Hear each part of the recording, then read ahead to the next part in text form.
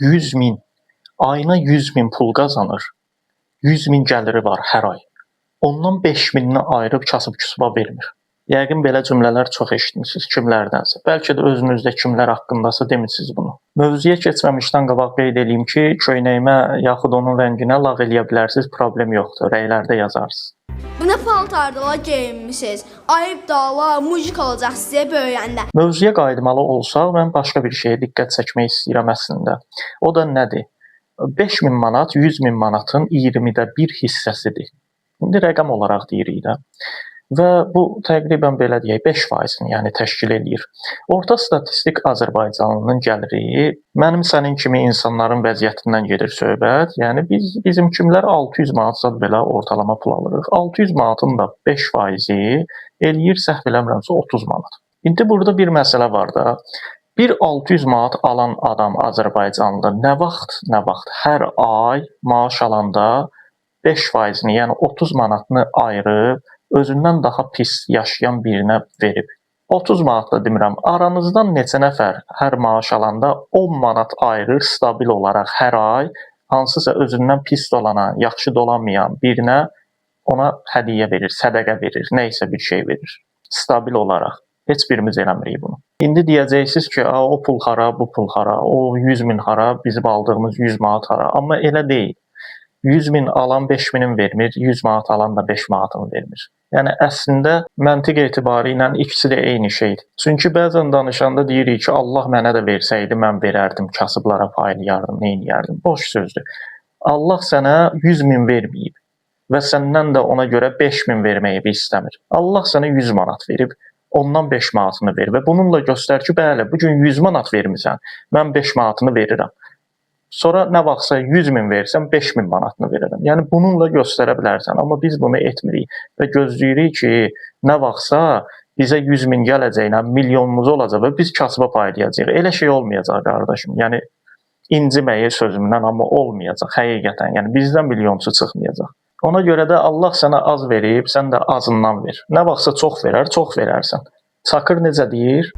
Azdan az, çoktan çok gider. İndi deyə bilərsən ki, axı bizim ehtiyacımız çoxdur. Yəni o qazanan hara, biz hara, biz nə qazanırıq ki, hələ bir ondan bir müəyyən məbləğdə ayıraq, hər ay stabil olaraq özümüzdən daha pis yaşayan birinə verək. Məsələ burasındadır ki, pul artdıqca onun xərci də artır. Məsələn, sən gedib 2 manatlıq çayxanada oturursan, o qəlyanın tüstüsündən göz-gözü görməyən bir dənə məkandır, orada oturursan, dominonun daşını elə vururlar stolun üstünə, elə bil ki, stol bu dəqiqə parçalanacaq.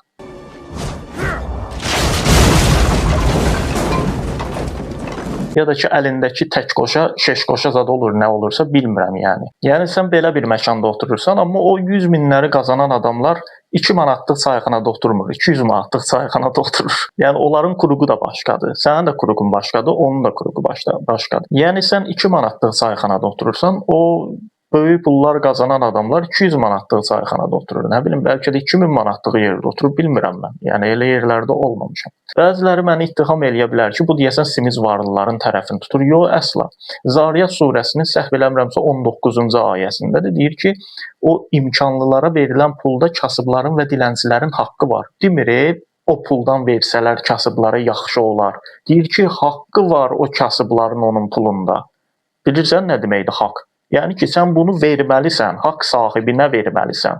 Sənin deyil, bu onun haqqıdır, haqqı var. O ona verilməlidir. Yəni versən yaxşı olar söhbəti deyil, verməlisən.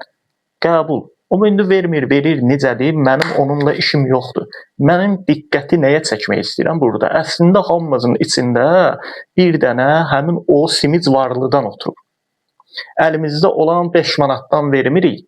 Kiminsə 5 minlərini sayırıq ki, onda o qədər pul var, heç kəsə paylamır.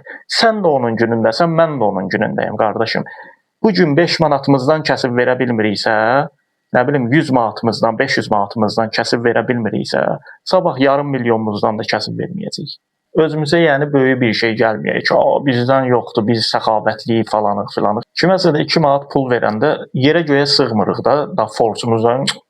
Yox, bizdən yoxdur, biz mələyik, pir peyğəmbər olmuşuq, 2 manat pul verdik filan kəsə. Yəni sözüm budur ki, həmin o varlılar ki, ittiham eləyirik, onlar inaplanetdən gəlməyiblər. Onlar da bizim kimi insanlardılar və niyə görə elə olublar, o cür simic olublar?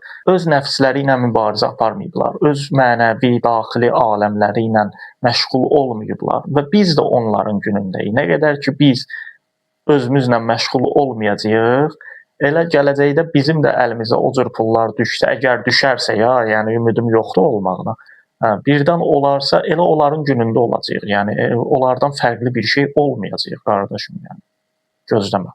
Buna görə başqalarının pulunu saymağı, başqaları nə bilim neynir, neynəmir, onların başını buraxmaq və sadəcə özümüzlə məşğul olmaq lazımdır. Öz gözümüzdəki tiri çıxarmalıyıq, başqasının gözündə çöp axtarmağa dəyməz. Sağ olun, başqa videolarda görüşənədək.